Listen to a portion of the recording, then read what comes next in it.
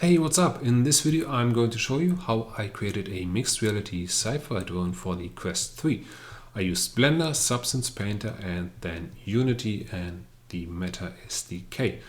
This video is just a high-level overview. I uploaded the entire project to GitHub, so just feel free to grab it, do something with it, have fun with it, right? Modify it and see how this works by now. And this is just the beginning, so I will continuously keep updating the project. Little warning, the performance right now is pretty bad. I'm at like 50 to 60 frames per second. It's not like too jaggedy, but it's also not buttery smooth. We want to hit the 72 frames at least. Like this is the threshold, and you want to be consistent there. On top of that, right now it's only the drone, so which means if I keep adding some game mechanics, then of course we need to have some room for performance. But I'm gonna get into that in the next videos and really go in depth here with profiling and then just like figuring out how can we make this thing much more performant. But for now I just wanted to reach an MVP, like something playable as fast as possible and not do any premature optimization. And I think this is almost exactly where I wanted to land. It's like, yeah, it's not the best in terms of performance, but I also didn't waste any time on performance optimization, only to realize, it doesn't really work in terms of gameplay. The modeling was done in Blender, and since this is hard surface, I used my favorite tools for that, which is box cutter and hardops. And then I also have mesh machine, but really hardops, that's like my favorite tool for hard surface modeling, because there's all these like really useful shortcuts that make things so much faster and easier to work with. Then I exported this thing to Painter, and here I tried around with a bunch of different ways to create panels dynamically, where I would be able to just define any kind of like surface and then have like a white outline that's like a little bit more white in the middle, so for the normal map, but then also color differently in the center of the panel. So I can have it dark white, then I use the dark outline for the normal map, the height to normal filter. It kind of worked, but to be honest, the performance was so bad in the end that I think it's basically unusable. I have to say, this happens a lot to me in Substance Painter, that the performance eventually is just so bad that I think for the next time I'm definitely going to take some time and try out different tools. I say that every time, but this time I really mean it. So maybe Instamat, I've heard good things about that. Maybe some paid add-ons for Blender that might make this workflow a little bit faster and easier to have it all in one place. But yeah, so basically I just textured this thing until I had to call it quits, because every move, like every brush stroke, would literally take, like, as you can see here, 10 seconds to execute, and that means it's basically, yeah. And then I imported the assets into Unity, and I made a shader in Amplify Shader Editor that allows me to plug in the textures, but then also play around with them. So I have the normal map, metallic, roughness, and base color. The shader asks for smoothness, so you just do the 1- node, right? Then I have these sliders here for the hue, saturation, and value. So you might notice in Substance Painter the drone was blue, now it's red, because I realized, well, I'm usually looking at a blue sky, hopefully. So maybe the drone shouldn't be blue, it should be something that stands out. So I went for this rather dark red, which means that right now all of this is being calculated. It looks kind of nice. So gold, so that's the hue, saturation, right, to make it gray, and of course we can also change the value. Of course the shader does break in places when you go too much here. I also have this like base color blend. I think this is a set to screen right now, so something really extreme. Then I also have a slider to not have too much of that blend. So let's see, let's do some purple. Purple is interesting. Let's go for purple actually. Yes, nice. And this should be like really nice. Yeah, definitely fun to play around with this. And of course then for the other material status too. And also remap metallic and the roughness, right? So if I keep it at 0 to between 0 and 1, it's going to be exactly the way I plugged it in. But here I can push it towards some ranges, right? So here I make it way more metallic. I think I can, this should be the most, if I can get the roughness. Let's get the roughness up. Yeah, this is really, it's as metallic as it gets, right? And yeah, to get a bit more interesting reflections than just the directional light. You see, this is the directional light, right? This is what you can see here. We can do that if I change the color. Yeah, you can see this is the light. I also added a skybox here, so skybox H2I, right? Made my own shader, and I think this is the Teufelsberg. Yeah. Right now, what you're seeing here in the scene is at a rather high resolution, but what I did when I go back to the inspector, let's see, I set this pretty low because I want it to be blurry, right? If you use a very high resolution, like I had right now, let's say that I think it's even 4K, no, it's 2K. So 2K is the one that got imported. But that means if you bake the 2K texture into your lighting asset, and then depending on the material, you might actually see like all the details. Like you might see that there is a Slayer poster like being reflected on the surface, and well, chances are the user does not have this particular Slayer poster. The user probably also doesn't have like a car standing where they are, right? So if you just set this down a bit to like 256, so just right, you still get some interesting reflections here, but you might not immediately be able to see what it is. You could even go lower. And of course here in the bake light maps, right, the lighting data, this is the reflection probe.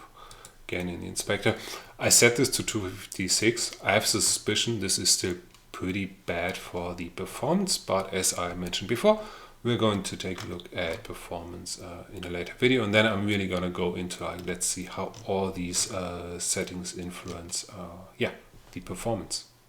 So for the pass-through and just the camera setup, I use the building blocks by the Meta SDK, which is pretty cool, right? You have the building blocks here and oops, that's pretty large. Right, you literally just click the button, camera rig, pass through, and done. Yeah, that's all you really have to do. So I'm really starting to enjoy these building blocks for quick prototyping because it's really fast to get something working. And then what I usually also do when I have the camera rig, I add this capsule, just make sure it's a little bit behind the camera. And this has a size of 2 Unity units. Probably doesn't need a collider.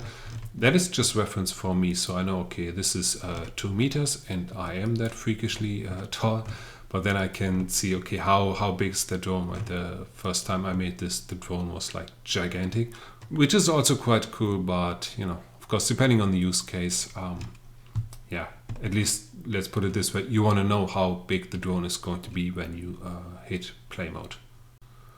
For the visual effects, I used my shader that is, I think, the one I showed you in the last video, like the polar coordinates with a bit of wobble, and also using transparency and post-processing, because after all, we have to get that frame rate down, am I right? Yeah, no, again, in the next videos, I'll experiment a bit with this and yeah, try to get this down. At least I could really reduce the texture size here for this one. So I think this texture here, let's see. Oh yeah, it's only at 256. That's not too bad for the GPU, but of course there's transparency going on, which means we're having this like additional depth map. That's just a lot more processing and yeah, not good, but it also looks really cool. So I think it's definitely worth to try to keep that in, and then yeah, you know, I'd say especially if you get really close and you can like look through it in pass through and you see like the things behind it like shining through. That's pretty cool. So as I mentioned, for the post-processing, I'm using Bloom. And one thing to keep in mind here is you can't use, at least right now, HDR, so high dynamic range, and pass-through as soon as you enable HDR. And if you do that in the, let's see, settings, I'm using the mobile RP asset. As soon as you enable HDR, you're no longer going to see the pass-through. And I think there isn't any way around it. I mean, I've seen some threads, I've also asked, and yeah, it doesn't seem to work right now. Maybe there's something going on that you can really split the pass-through from what is like being rendered afterwards, and so the HDR might kind of mess up the pass-through. I don't know, it just doesn't work, so we have to deal with that. Which sucks a little bit for Bloom, because Bloom and HDR go hand in hand quite nicely, right?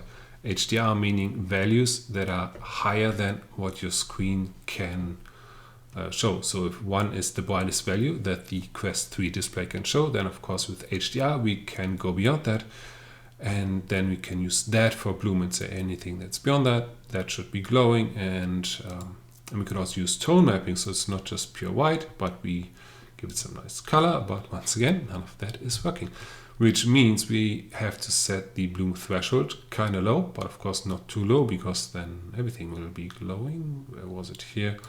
Then a relatively high intensity, and it makes a little bit of a difference, right? If I turn this on, also a bit of glow here isn't too bad. So, but still, I think it helps with the visual quality. Once again, post-processing is going to be extra calculations, so that is not that good for the performance. And speaking of not so good for the performance, but what looks good is anti-aliasing.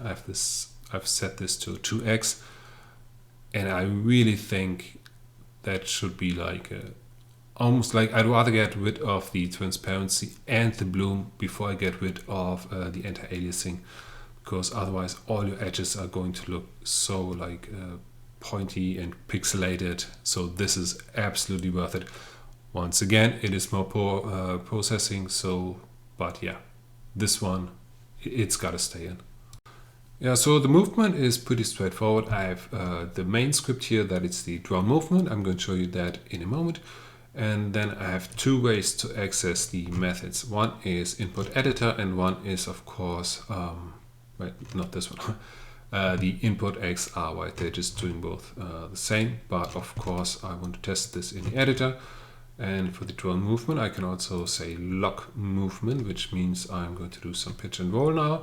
So there are really just three main inputs here.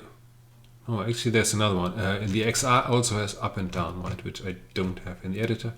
So anyhow, I have forward input. And what happens is when the forward input accesses the drone movement, right now I actually have this one send out an event so the thrusters can react to this, but I might actually completely split that so the movement and the thrusters are completely independent.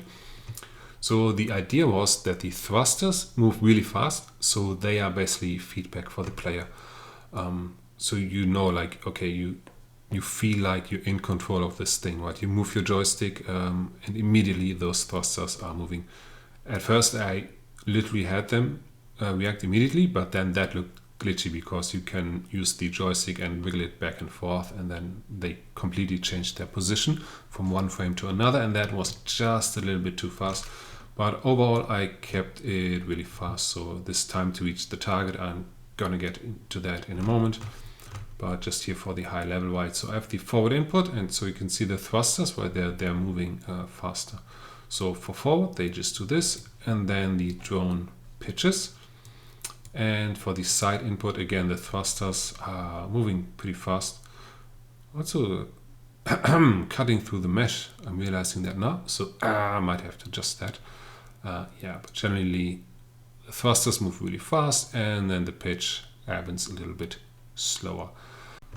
This is the drone movement script, and here are the main methods that are coming from outside. So we have the set forward target. Right, so this can come from what I just showed you, either the input editor or the input XR. So the editor just has an update loop that runs that, so it always sends that value into the drone movement. And we always just setting a target for the pitch, right? And we have a max forward pitch, side input, yaw. So yaw, that's the rotation around its own vertical axis. And of course, the vertical target, that's just for up and down, which I didn't even put in the editor. So in update, we set the pitch and the roll, and here we apply that. And then we also do the movement. And so the movement is depending on the pitch and roll. Let's first let's look at the roll. The pitch is actually exactly the same. Also added a quick comment here, since, as I mentioned, I'm going to upload this on GitHub, so you can look through this on your own. So I have this float here, the current roll, and I'm lerping from the current roll to the sideways target, and I really should name the variables the same way, right?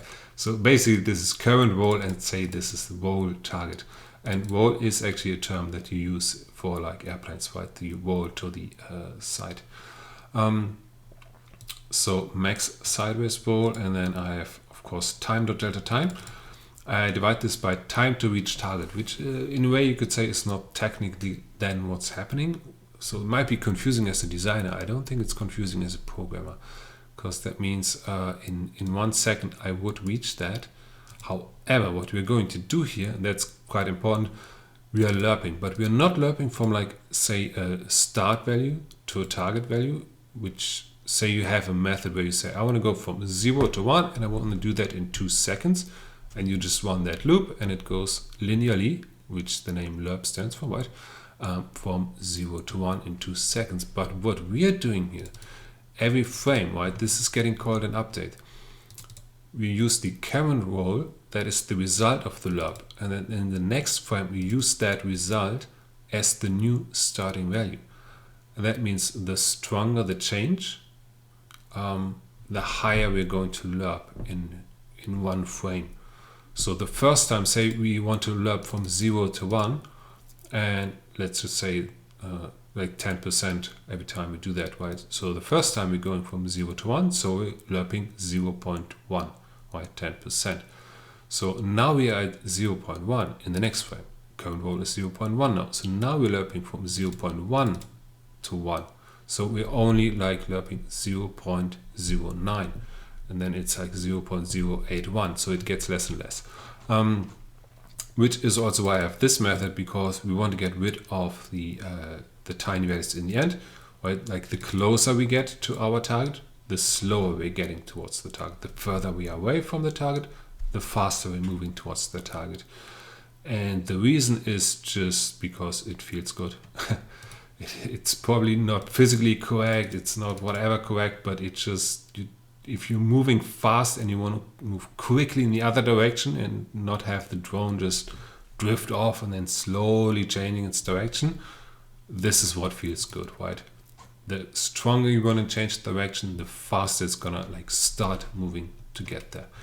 And then for the pitch we do exactly the same, and really the thrusters is also exactly the same, just using slightly lower values here, time to reach the target. Here we're a little bit slower, and for the thrusters we are a little bit faster. And the movement is pretty straightforward. We just right, we have our speed target. Once again we're lerping, but what we're doing now for the speed is we're using the current pitch, the one that we calculated before, and we base the speed on that. And then same for the roll, and then we just move in the direction of the pitch, the yaw, and the center, and so on. So I think this should be relatively straightforward. Once again, if you have questions, let me know. But yeah,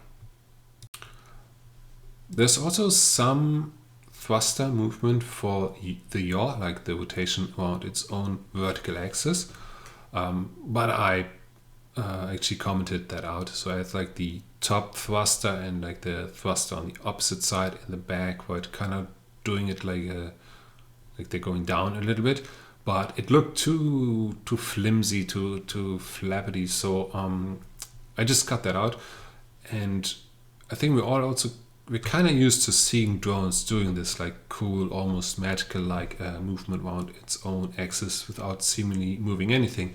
Of course, real drones use blades, right? They're spinning in one direction. So when they're spinning, they're creating a counter force on the main body. And so you usually have two blades spinning in one direction and two blades spinning in the other direction. They're doing that at the same speed, so the counter force is balancing themselves out. And if you want to rotate the drone around that axis, you just create some imbalance. So maybe I'll do that in the visual effects, which I'm also going to rework soon. Right now, the effects don't do any feedback for the player input. And I think that's definitely a missed opportunity, right? That I think that would feel really good, especially if the drone is close and you go like full thrust. You want to see something happening here, like some particles shooting out. Some, maybe this thing could become larger. Actually, let me see. Actually, I think I had some script here to move center down. Yeah, so something like that could happen, right? Since I already have that, I might just implement that. But yeah, as I said, I really wish I had done that. Yeah, I might just put that in there tomorrow. Or maybe you can, right? This is really, that's all there is. You just set the property of move center down, and yeah. Also can do a little bit with this. Yeah. Anyhow, this is it for now. So as I mentioned, in the next videos, I will look at all the ways we can improve the performance and really go in depth with the profiling. Right? Okay, so this is it for now. Thank you very much for watching. Feel free to grab the project on GitHub. I'd be really curious if anyone uses that. I'll also make an APK soon. Maybe you can just install it. I can't put it on the Horizon store because it's running too crappy. I think you need to hit 72 frames per second rather solidly, and I don't right now. And that aside, there's no mechanic right now. But I also have to say, this really reminded me of how awesome mixed reality is, because just seeing like this little gray dot in the sky and like moving it around is so much fun, because my brain knows like, yeah, this is like this cool sci-fi drone that I just sent up into the sky, right? If this were just a gray pixel and never more than that, it would be incredibly boring. But this way, it's just so much fun. So I'll definitely add some game mechanics. Probably going to challenge myself and not do like shooting, because that's just like boring in a creative sense, you could say. Of course, feel free, grab the project, add some rockets, add some lasers, machine guns, whatever you want. I'd be really happy to see any kind of stuff you do with that. And of course, in the next videos, I'm going to do some performance optimization, where I really get into depth of not just taking like random guesses, like, you know, disable this, disable that, and see if it's better, but really understand why is it better now, what is it that it's holding back, and so on. Yeah, so as always, thanks for watching. Liking and subscribing always helps, and of course, let me know if you have any idea what you would like to see next or questions about this video. Thank you and goodbye.